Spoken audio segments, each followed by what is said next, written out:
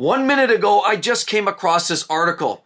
Sadly, Kelley Blue Book now has finally, and we've been waiting for a long time, had noted that the average transaction price of the vehicles today has crossed over that $50,000 barrier. Inflationary increases have taken a major toll. And while some people say, well, it's a natural inflationary increase, the reality is when we look at car manufacturers like Ford, who sells one of the most popular vehicles in North America, they're all pretty much north of $65,000, $68,000 and obviously has a major impact. The average transaction price of an EV as well is up around $58,000, $59,000. So when you bring those into the equation, it's no wonder a lot of these average prices are going up.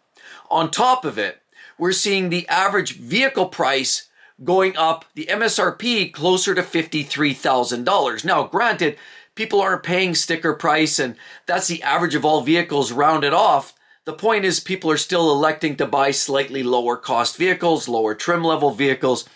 And people are even looking for deals on vehicles like Mitsubishis and some of the entry-level Nissans, believe it or not, that do help bring that average down. But the fact is, and the reality is today, that the cost of living crisis does impact this. Now, there's other factors that are driving these prices up. Of course, we're starting to see other things like tariffs, price increases on a lot of these OEMs. But I can mark my words, if these tariffs ever get lifted or anything changes there, you watch, it's always a ratcheting effect. We're probably never ever going to see a lower price vehicle. For example, one of these OEMs comes across and they say, well, we've had to add an extra 5% on the bottom line of a lot of our vehicles, and we've had to do it because of the tariffs applied. Well, we've heard the recent news, manufacturers like Stellantis are moving south of the border, committing at least $13 to $15 billion for development and taking that building out of Canada. So a lot of these manufacturers are looking at relocating to the US, which is going to help their bottom line, but those savings are never going to be passed down to you, the consumer. And according to Cox Automotive, we've seen a sequential change bump up 2.1% from July to August. We've also seen a 3.6% increase in the average transaction price from August of 25 when you compare it to the August of 2024. Things have gone up. Is it the average inflationary increases? In some regards. In other regards, obviously the increased price of these technologically advanced EVs, high dollar trucks. We know a lot of the Stellantis products, big SUVs, big Jeeps, big trucks, Rams, Ford F-150s, and the General Motors products, the trucks, are all averaging up these numbers and pushing the average transaction prices through the roof to a point where we've never seen before. And even if the Bureau of Labor Statistics is showing that we've seen a price increase of sticker price 0.3% up from July to August and 0.7% year over year. But fret not, you think you're going to get a good deal on a used car? Well, yeah, guess what? Even used car prices have gone up at least 1% in the last month. And on top of it, we've seen an increase of 6 to 7% year over year just in the month of August from the year before. Now, a lot of people just left scratching their head wondering, how did these prices jump up so drastically? Well, we know that the tariffs still stand at about 25% for Canadian or Mexican-made vehicles. And of course, anything that's imported from those countries are likely going to see additional tariffs and taxation. But on top of it, EVs and that federal tax credit that everybody was talking about that was ending on September 30th? Yeah, that pretty much came to a screeching close. But up to that point, people were trying to get, if they were looking at buying an EV ever, that's where they were trying to beat that date. They were trying to get ahead of that and trying to get their purchase in to make use of that federal mandate or that federal tax credit of, say, $7,500. So a lot of people were flooding into the Tesla and the EV dealerships just to try to get some of those tax credits in their pocket. So it was all that last minute push, EVs, that last minute, of course, the issues with the tariffs that we've seen in the last couple months have all really given this extra a boost. Now, that being said, many would argue, who's got money for these new vehicles? Who's buying new vehicles? I mean, let's be honest, that's a great question. From my perspective, when I drive around today on streets today, I look around and a lot of vehicles, the only new ones I see driving around are, vehicles that are either leased, rental companies, businesses, fleet vehicles, but very few brand new vehicles that I see, at least where I live, I don't see a lot of brand new vehicles. I see vehicles that are late model. I see a lot of 5-year-old, 2-year-old, 8-year-old, 10-year-old vehicles driving around, and it seems that more and more people are willing to drive around in rusty cars because where I live, certainly in the prairies, it seems like more people are willing to put a Band-Aid on it and throw a new set of tires and brakes in and watch it last another 5 years.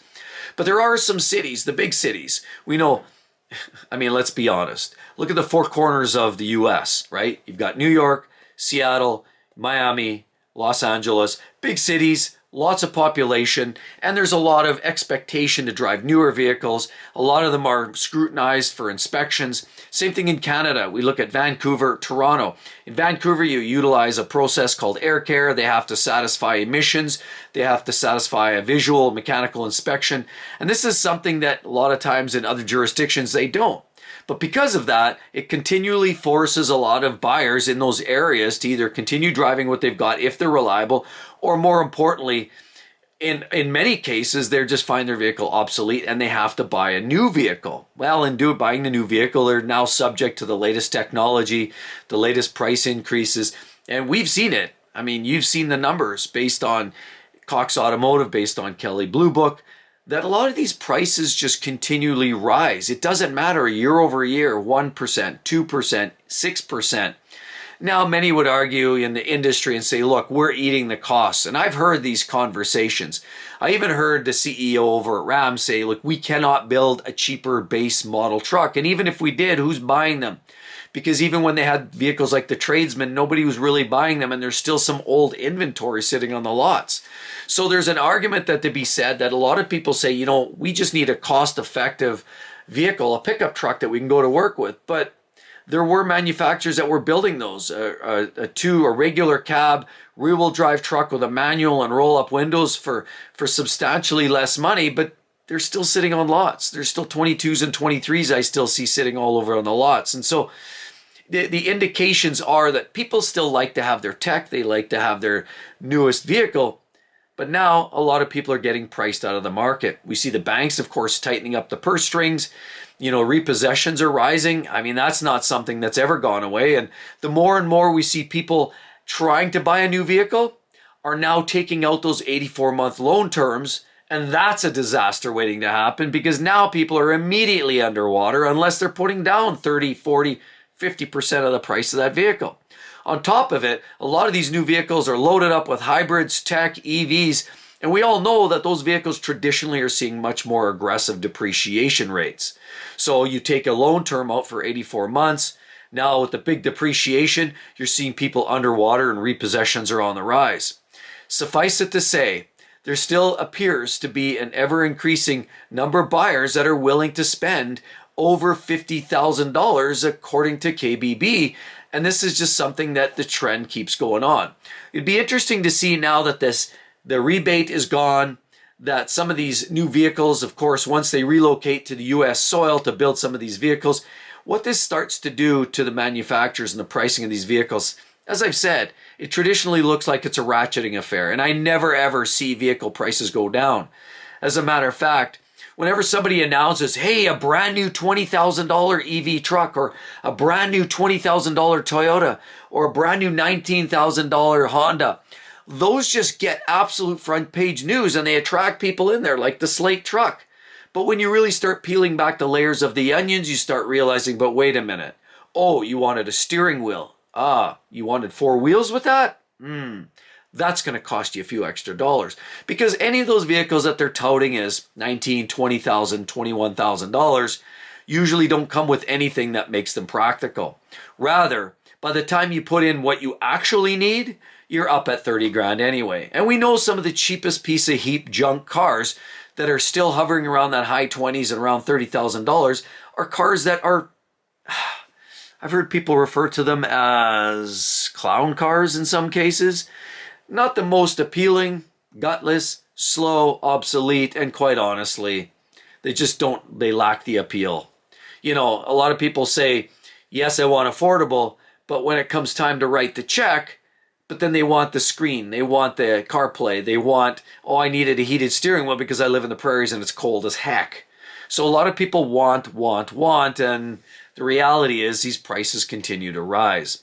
Anyway, I'd like to hear your thoughts down below. Where do you see the top? Where do you see car prices in 10 years from now, 20 years from now? Who knows? When 2035 rolls around and all these mandates start hitting all these countries hard, it'll be interesting to see what's going on. I mean, we're seeing even manufacturers like Tesla, of course, and even Mercedes. Think of that. Their sales are in the toilet because their sales in China are not doing well. Their sales in North America are not doing well. Sure, while European sales are doing okay, Mercedes-Benz is struggling to make a sale. Yeah, they're selling products, but they're not doing particularly well. Neither are any of their peers in the German car manufacturer arena. So time will tell what this all looks like, but at the end of the day, prices are not getting cheaper. I'd like to hear your thoughts. Where do you see these car prices in 10 years from now? I'd like to hear from you. Hope to see each and every one of you real soon, everybody. Bye-bye.